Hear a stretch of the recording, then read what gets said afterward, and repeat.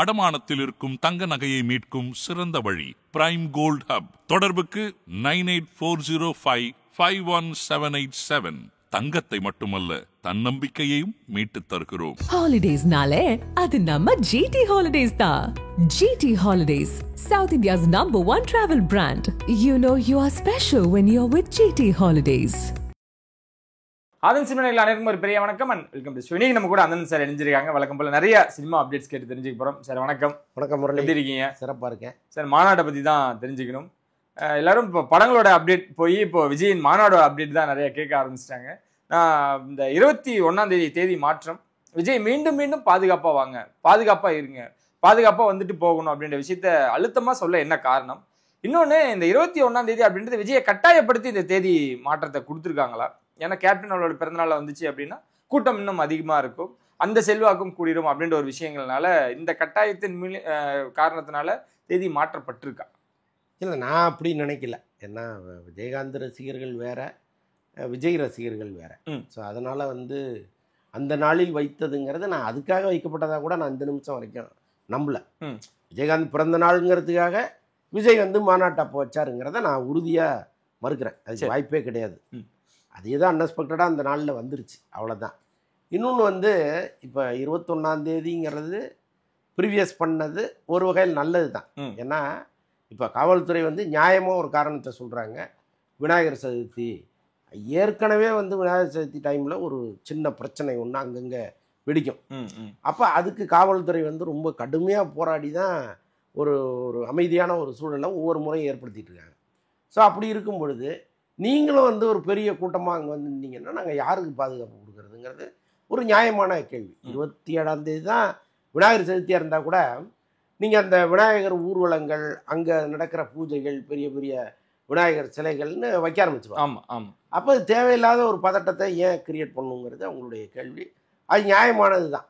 அதனால தான் அவரும் புரிஞ்சுக்கிட்டு ஓகே சார் 21 நான் வச்சுக்கிறேன் அப்படின்ட்டார். இப்போ நீங்கள் கேட்ட மாதிரி பாதுகாப்பாக வாங்க, பாதுகாப்பாக வாங்கன்னு சொல்கிறதுக்கு காரணம் என்னென்னா, ஏற்கனவே நடந்த மாநாட்டில் நிறைய உயிரிழப்புகள். ஆமாம். என்னென்னா அவங்க வரும்பொழுது சாலை விபத்து, வர்றவங்க நிதானமாக வராமல் போனது ஒரு காரணம். ஸோ இது எல்லாமே இருக்கும் பொழுது ரொம்ப வெளிப்படையாக குடிச்சிட்டு வராதிங்கன்னு சொல்ல முடியாது. அது ஒரு தலைவருக்கும் அழகு கிடையாது, கேட்குற தொண்டனுக்கும் வருத்தமாக இருக்கும். அதனால் வார்த்தைகளில் ஒரு நாகரிகத்தை வச்சு கவனமாக வாங்கன்றாரு. அந்த கவனம் எதுங்கிறத அவங்க புரிஞ்சுட்டு வந்தால் நல்லது. ஓகே. இல்லை சார், இந்த நெருக்கடிகள் விஜய்க்கு கொடுத்துக்கிட்டாருங்க தொடர்ந்து. நாங்கள் கட்சியின் கொடியை அறிமுகப்படுத்துறதுக்கு ஒரு இடம் கேட்டோம், அதுக்கு இடம் தரல. நாங்கள் 2வது ஆலோசனை கூட்டத்துக்கு ஒரு இடம் கேட்டோம், அது தரல, ஹோட்டலில் நாங்கள் வச்சிட்டோம். அந்த ஆர்ப்பாட்டத்துக்கு நாங்கள் ஒரு இடம் கேட்டோம், இந்த டைமில் பேசிடணும், இந்த கூட்டம் தான் சேரணும், இந்த இடத்துல தான் வைக்கணும் அப்படின்றது அவ்வளோ நெருக்கடிகள் கொடுத்து விஜய்க்கு இந்த தொடர் நெருக்கடிகள் இருந்துக்கிட்டே இருக்கிறத நம்ம பார்க்க முடியுதா? கட்டாயமாக இருக்குமேங்க. எம்ஜிஆருக்கே அப்படி தானேங்க இருந்துச்சு. ஓகே. அப்போ ஒரு ஆளுங்கட்சி புதுசாக ஒரு கட்சி வரும்பொழுது, அதுவும் பலம் வாய்ந்த இளைஞர் கூட்டத்தோடு வரும்பொழுது கட்டாயமாக அவங்களுக்கு ஒரு கோபமும் எரிச்சலும் இருக்கும். முடிஞ்ச அளவுக்கு அவங்களுக்கு ஒரு மன ரீதியாக ஒரு எரிச்சலை கொடுப்போமேன்னு நினச்சி செய்வாங்க. இது ரொம்ப இயல்பானது. எல்லாரும் மனுஷங்க தானே. இதில் நான் புத்தரும் இயேசுவும் இங்கே கட்சி ஆரம்பித்து நடத்திட்டு இருக்காங்க. ஸோ அதனால் அதுக்கெல்லாம் நீங்கள் சோர்ந்து போகக்கூடாதுங்கிறது முதல் விஷயம். இன்னொன்று எங்களை தடுத்தாங்க, போனாங்க, வந்தாங்கன்னு புலம்பவே கூடாது. நீங்கள் அதெல்லாம் தூக்கி எறிஞ்சிட்டு போகிறதுக்கு தானே வந்துருக்கீங்க. ஓகே. அப்போது நீங்கள் ஒன்றும் இல்லை, இப்போ உங்களுக்கு தடை விதிக்கப்படுதா, தடையை மீறி கூடுங்க. அதானுங்க அரசியல். தடையை மீறி கூடுங்க, கைது பண்ணால் போங்க, சிறைக்கு போங்க. பலமுறை அப்படி தானே ஒவ்வொரு கட்சியும் இங்கே வளர்ந்துருக்கு. எந்த கட்சிக்கு வந்தவொடனே வாங்க மறியல் பண்ணுங்க, போராட்டம் பண்ணுங்கன்னு எந்த கட்சிக்கு சொல்லியிருக்காங்க? எந்த கட்சிக்கும் யாரும் சொல்ல மாட்டாங்க. நீங்கள் அதை மீறி போராட்டம் பண்ணுறதும் நீங்கள் மீறி பேசுகிறதும் தான் உங்களுடைய திறமை. அதுதான் ஒரு அரசியல் தலைவனுக்கு அழகு. நான் எல்லாத்தையும் முறையாக பர்மிஷன் வாங்கிட்டு 10 மணிக்கு ஆரம்பித்து 10-12க்கு முடிச்சிருவேன்னா அப்புறம் எதுக்கு அரசியல் கட்சி? ஸோ அதனால் அதை நம்ம ஏற்றுக்க முடியாது. பட் ஒரு அடக்குமுறை இருக்கும். அதை நம்ம எந்த கட்சியாக இருந்தாலும் அது நடக்கும். இப்போ நாளைக்கு அதிமுக வருது அல்லது வேறொரு கட்சி வருது, திமுக போய் பர்மிஷன் கேட்டால் கொடுத்துருவாங்களா? அங்கேயும் ஒரு அடக்குமுறை வரத்தானே செய்யும். மதுரையில் பெரிய எண்ணிக்கையை எதிர்பார்த்தாங்க. விஜயகாந்தோட பிறந்தநாள் ஒரு பக்கம் இருந்தாலுமே கூட விஜய் அவர்கள் வச்ச காரணம் பாருங்க, விஜயகாந்த் இதுக்கு முன்னாடி பண்ண மாநாட்டோட எண்ணிக்கையை இதை ஈக்குவல் பண்ணும், அதை மீறத்துக்கு கூட வாய்ப்புகள் இருக்கு அப்படிலாம் பேசப்பட்டு இருந்துச்சு. இந்த திடீர் தேதி மாற்றம் அதை எப்படி சார் பண்ண போறாங்க? இந்த எண்ணிக்கையில் பேசினவங்கலாம் இப்போ எப்படி அதை கணிக்க போறாங்க? இந்த கட்டாயமாக பெரும் கூட்டம் வரும் அப்படிங்களா? ஒன்றும் சந்தேகமே இல்லை. ஏன்னா இப்போ 25க்கும் 21க்கும் பெரிய வித்தியாசம்லாம் கிடையாது. அதுக்கு பிளான் போட்டவங்க இன்னும் கொஞ்சம் முன்னாடியே வர போகிறாங்க, அவ்வளோதானே. ஸோ அதனால் அது இதன் காரணமாக கூட்டம் குறைஞ்சிரும்னு நம்ம சொல்ல முடியாது. இன்னொன்று வந்து முதல் மாநாட்டை விட 2வது மாநாட்டில் ஒரு பெரிய கூட்டம் வரணும்னு அவரே விரும்புகிறார். அதற்கான ஏற்பாடுகள்லாம் நடக்குது. இன்னொன்று வந்து விஜய் கட்சியை பொறுத்தளவுக்கு நீங்கள் ஆட்களை திரட்ட வேண்டிய அவசியம் இல்லை, தானாக சேர்ந்த கூட்டம். அது வந்து திமுன்னு ஈசல் மாதிரி வந்து சேர்ந்துடும். அதுதான் அவருடைய பலமும் கூட. ஸோ இந்த முறை அவர் காட்டுற அந்த ஸ்ட்ரென்த்துங்கிறது கட்டாயமாக எல்லாருடைய வயதிலையும் புளிய கரைக்கும். 25 லட்சம் அப்படின்றது பாசிபிளா சார்? அதுதான் எல்லாரும் முன் வச்சுக்கிட்டே இருக்காங்க. இல்லை, நம்ம கணக்குகள் சொல்ல முடியாது. ஏன்னா இப்போ அந்த கணக்கு வந்து காவல்துறை ஒரு கணக்கு கொடுக்கும், பத்திரிகை ஒரு கணக்கு கொடுக்கும், கட்சிக்காரர்கள் ஒரு கணக்கு கொடுப்பாங்க. அது எது உண்மைன்னு யாருக்குமே தெரியாது. என்ன தளத்திலேயே உட்காந்து என்ன முடியும், அது கிடையாது. ஸோ அப்படி இருக்கும்போது 25 லட்சமா 50 லட்சமா 30 லட்சமா எதுவுமே தெரியாது. அவங்களுக்கு ஒரு கணக்கு இருக்குது. ஒரு 30 லட்சம் பேர் வந்தால் நல்லா இருக்கும்னு அவங்க நினைக்கிறாங்க. வருமா அப்படின்னா இந்த நிமிஷம் வரைக்கும் விஜய்க்கு இருக்கிற அந்த வரவேற்பும் எழுச்சியும் அப்படியே தான் இருக்குது. எங்கேயுமே வந்து குறையில. எப்படி முதல் மாநாட்டுக்கு வந்து அவர் மீது ஒரு நம்பிக்கை வச்சு அந்த கூட்டம் வந்துச்சு, அந்த கூட்டம் இன்னும் அங்கே தான் இருக்குது.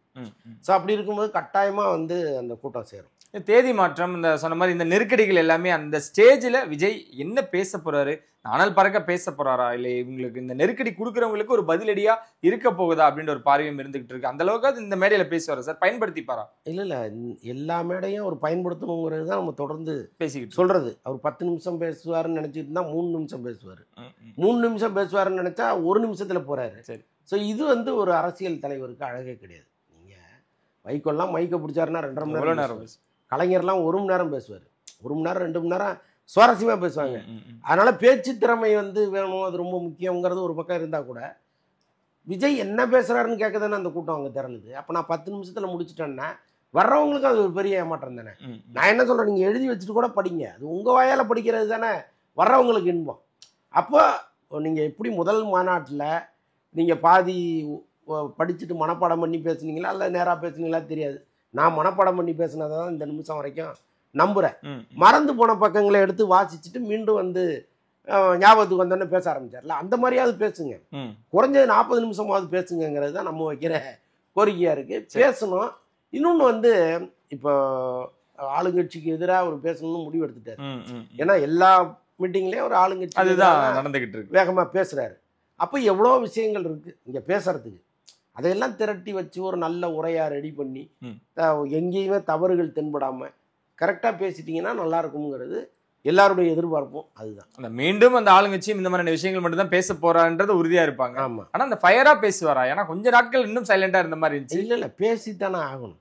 ஓகே, நீங்க தேர்தல் நெருங்க நீங்க இன்னும் ஃபயரா பேசினா தானே உங்க மேல ஒரு நம்பிக்கையே வரும் முதல்ல.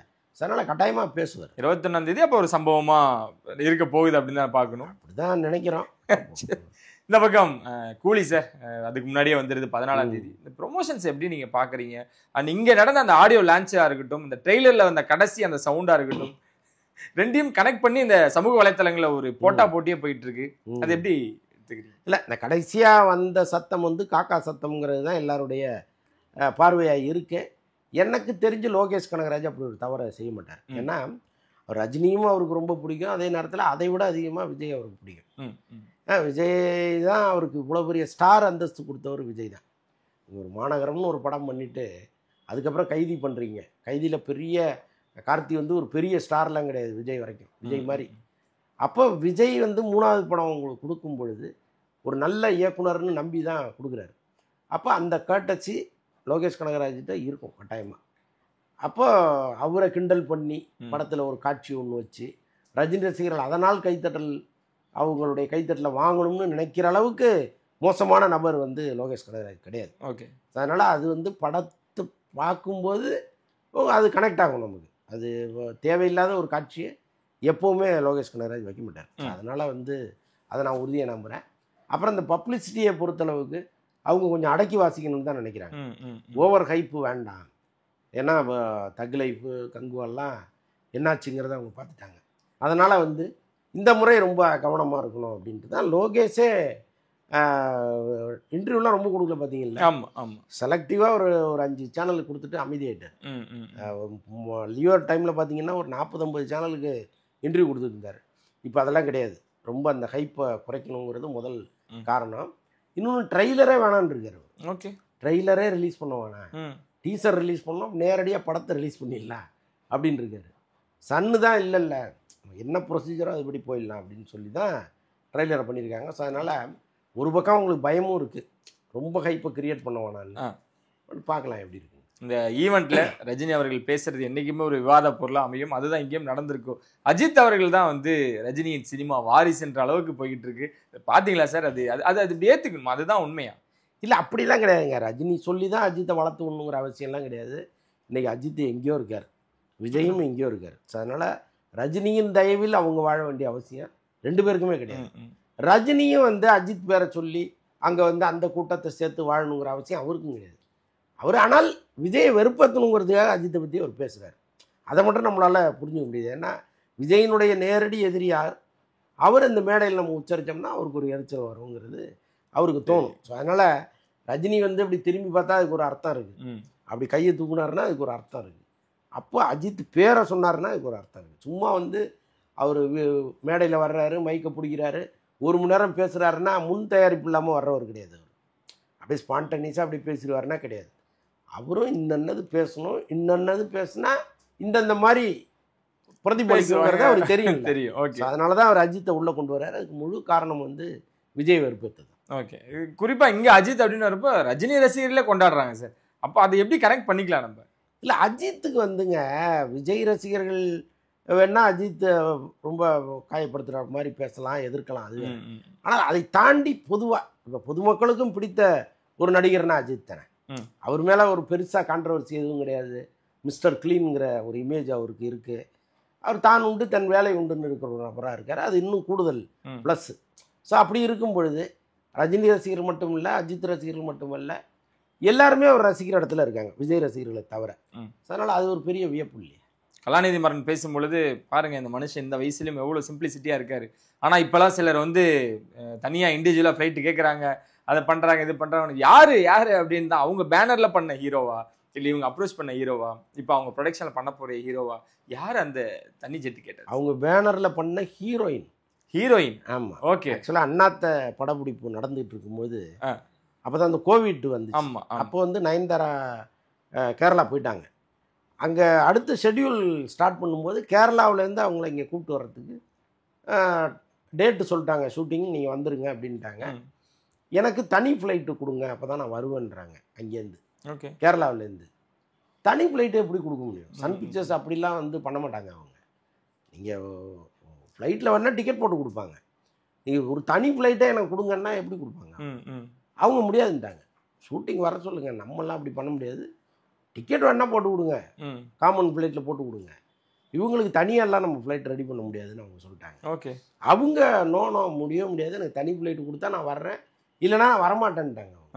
ஸோ இப்படி பிரச்சனை போயிட்டு இருக்கு. அப்புறம் ஒரு கட்டத்தில் சிறுத்தை சிவா என்ன பண்ணார், இது சரியாக வராது அப்படின்ட்டு அவரே வந்து அவர் செலவில் ஒரு ப்ரைவேட் ஜெட் ரெடி பண்ணி அவங்கள சென்னைக்கு வர வச்சார். ஓகே, அந்த செலவை அவர் எப்படி சமாளித்தாருன்னா அது வேற கதை. எப்போவுமே படப்பிடிப்பில் வந்து அவங்க ஒரு லிஸ்ட் ஒன்று போடுவாங்க, இந்தந்த எக்யூப்மெண்ட் வேணும், இப்படிலாம் செலவு பண்ணி ஒன்று எடுக்கணும்னு நினைப்பாங்க. அந்த செலவுகளில் கொஞ்சம் கொஞ்சம் அவர் குறைச்சி அதுக்கப்புறம் வந்து அதை காம்பன்சேட் பண்ணார், அந்த ஃப்ளைட் சார்ஜை. ஓகே, ஸோ அதனால் அவர் அன்னைக்கு முயற்சி பண்ணலன்னா அவங்க இங்கே வந்திருக்க மாட்டாங்க.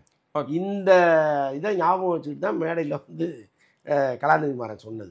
ஆனா எல்லாரும் எஸ்கே, அல்லு அர்ஜுன் இப்படி அந்த பேரை மென்ஷன் பண்ணிட்டு இருக்காங்க. இல்லை, அல்லு அர்ஜுன்லாம் தனி ஃப்ளைட் கேட்குறாரு, அது வேற. அவருடைய பிஸ்னஸுக்கெல்லாம் நீங்கள் கட்டாயமாக வாங்கி கொடுக்கலாம். அல்லு அர்ஜுன் படம்னா பூஜை போட்ட அன்னைக்கே அது வித்துருது, அது பல கோடி, நீங்கள் நினச்சி பார்க்காத அளவுக்கு ஒரு பிஸ்னஸ் இருக்குது. இப்போ அவர் ப்ரைவேட் ஜெட்டு கேட்டால் ஒரு நியாயம் இருக்குது.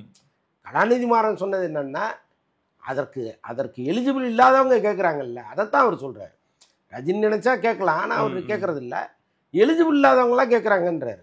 அது இவங்க தானே. ஓகே, எலிஜிபிள் உள்ள லிஸ்ட்டில் வந்துடுறாரு அல்லர். சிவகார்த்திகேயன் அந்த லிஸ்ட்டில் இருக்காரா சார்? சிவகார்த்திகேயன் அப்படி கேட்டதா நமக்கு தெரியலையே. ஓகே, அப்படிலாம் அவர் கேட்குற நபரும் கிடையாது. என்ன இதுவும் எல்லாருமே சிவகார்த்திகேயன் தான், ஏன்னா சன் பிக்சர்ஸ்ல ஒருத்தர் மேலே பழிய போகிறதுக்காக சொல்லுவாங்க, அப்படிப்பட்ட நபர் அவர் கிடையாது.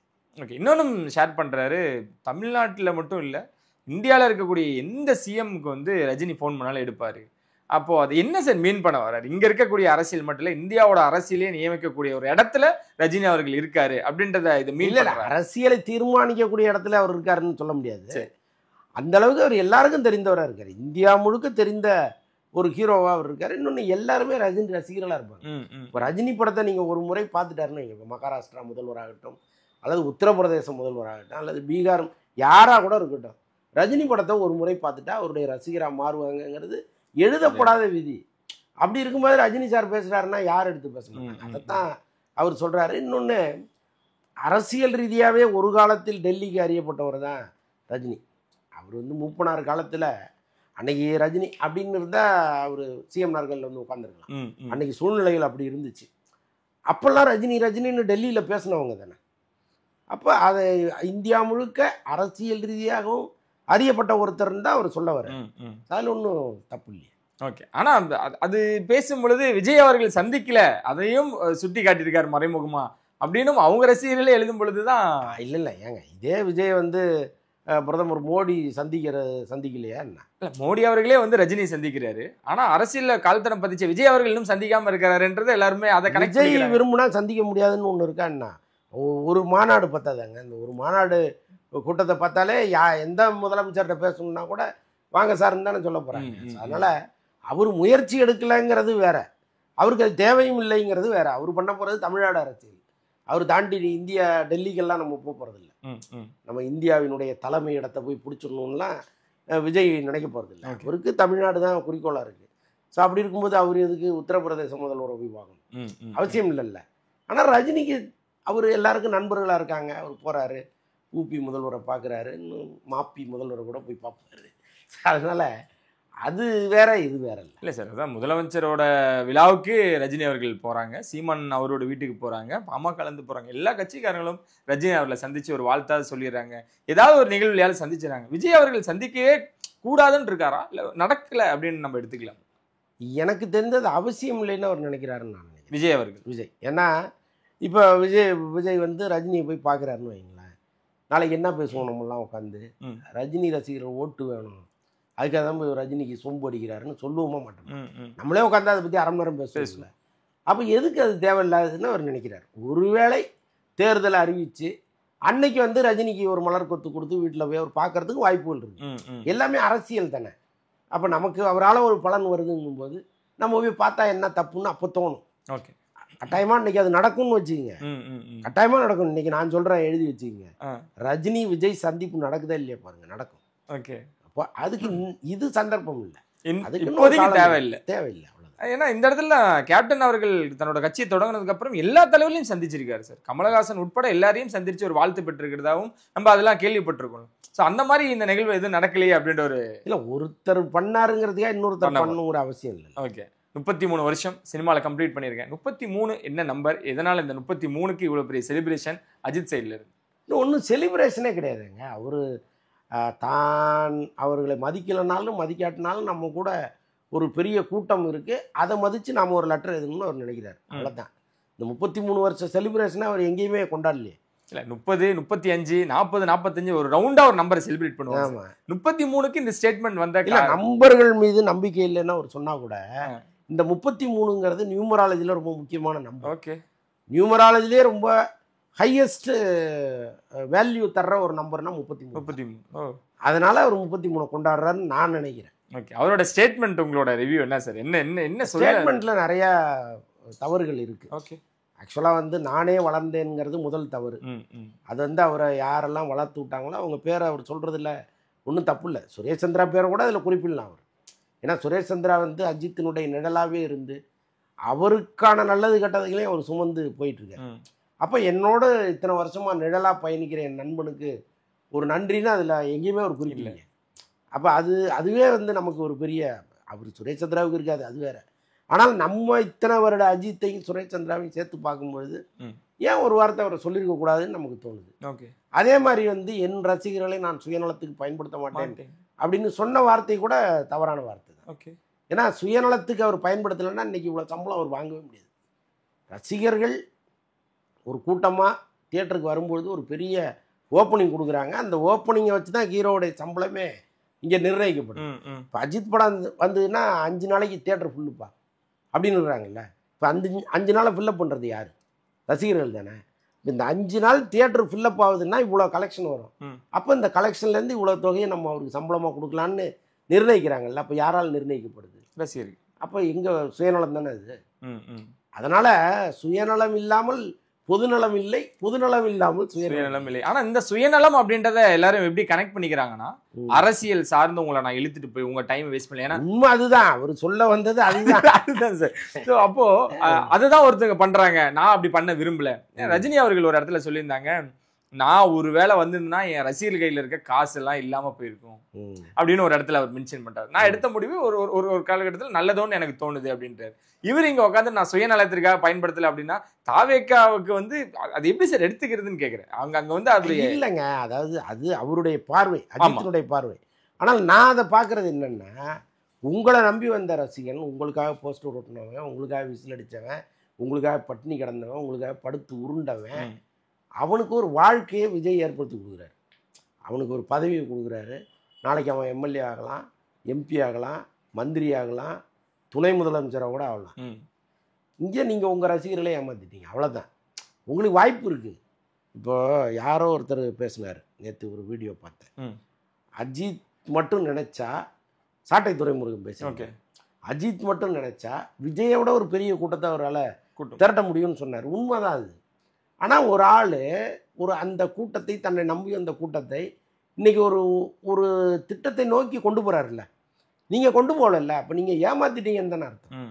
இது எப்படி வந்து நான் சுயநலத்துக்காக பயன்படுத்தலை, நீங்கள் எஸ்கேப் ஆகிடுறது அது உங்கள் விருப்பம்.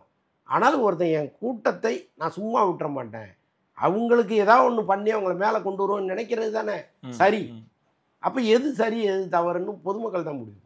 ஓகே, அப்போ அது அந்த ஸ்டேட்மெண்ட்லையும் நிறையா முரண் இருக்குது. அதில் எஸ்பிபி அவர்களையும் வந்து மென்ஷன் பண்ணல அப்படின்னு தொடர்ந்து அதை வந்து அவர் பேரை நிராகரிச்சுட்டே இருக்காங்களா சார்? அதுதாங்க, அது நமக்கு புரியல. அது என்ன காரணமும் நமக்கு புரியல. ஒருவேளை அஜித் வந்து அதை தாண்டி இது என்னுடைய அழகுக்கும் என்னுடைய நடிப்புக்கும் கிடைத்த வெற்றின்னு கூட அவர் நினைக்கலாம். சும்மா அவர் சொல்லியிருக்கிறாரு, அதை தாண்டி ஓடுனது நான் தானே அப்படின்னு கூட நினைக்கலாம். அது நமக்கு தெரியல. எப்பயாவது அஜித் வந்து மனம் விட்டு பேசும்பொழுது வேணா அவர் என்னவா நினைச்சாருங்கிறத பற்றி பேசலாம். இப்போதைக்கு நான் என்னன்னு தெரியல. ஓகே சார், இறுதியாக அந்த வெற்றிமாறன், சூர்யா, சிம்பு, தானு என்ன நடக்குது, அங்கே என்ன ப்ராஜெக்ட் வரப்போகுது, என்ன எதிர்பார்க்கலாம்? இல்லை, எனக்கு தெரிஞ்ச அந்த ப்ராஜெக்ட் வந்து சிம்பு அதிக சம்பளம் கேட்டார், சரி, அதனால் வந்து தானு சார் நடத்த முடியாமல் தவிக்கிறாருங்கிற மாதிரி தான் தகவல்கள் இருக்குது. ஆனால் அதே ப்ராஜெக்ட் நடக்கும்னு சிம்பு தரப்புலேருந்து சொல்கிறாங்க. என்னென்னா வெற்றிமாறன் வந்து சிம்புவோட ஜெல்லாயிட்டார். இப்போ சிம்பு வேறொரு தயாரிப்பாளரை காட்டினா அந்த தயாரிப்பாளருக்காக வெற்றிமாறன் படம் பண்ணுறதுக்கு ரெடி ஆகிட்டார்.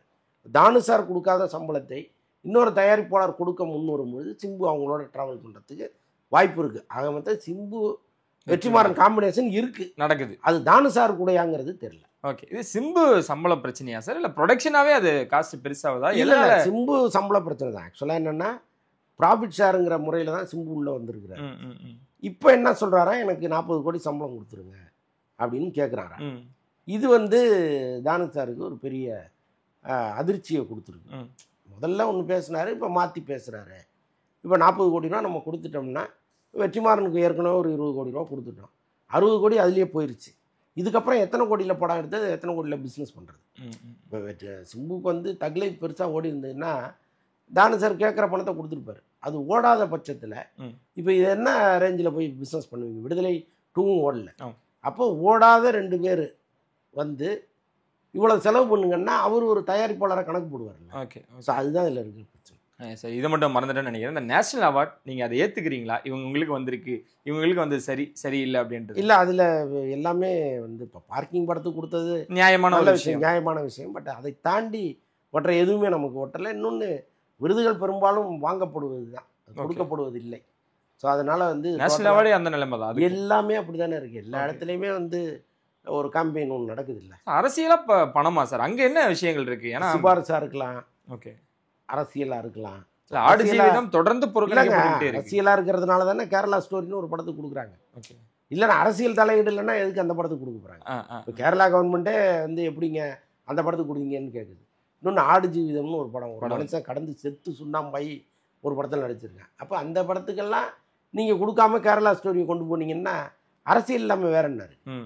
இல்லை, இப்போ பிருத்திவிராஜ் விசஸ் ஷாருக் கான் அப்படின்ற ஒரு வார்டு தான் போய்கிட்டு இருக்கு. இது அக்செப்டபிளா அப்படின்ற ஒரு விஷயம் இல்லைங்க. பிருத்திவிராஜ் படத்தை பார்த்துட்டோம்னா நமக்கு தெரியும் அவர் எவ்வளவு அந்த படத்துக்காக உயிரை கொடுத்துருக்காருங்க. அப்போ ஷாருக்கான் படம் வந்து அப்படி இல்லைல்ல, அது ஒரு கமர்ஷியல் படம். ஸோ அதை வந்து நீங்கள் சிறந்த படமாக தேர்ந்தெடுக்கிறதெல்லாம் நமக்கு காமெடியாக இருக்குது. சிறப்பு சார், ரொம்ப நன்றி. நிறைய விஷயங்கள் எங்களோட பகிர்ந்துக்கிட்டு இன்னும் நிச்சயம் சந்திப்பு வந்து எடுப்பேன்.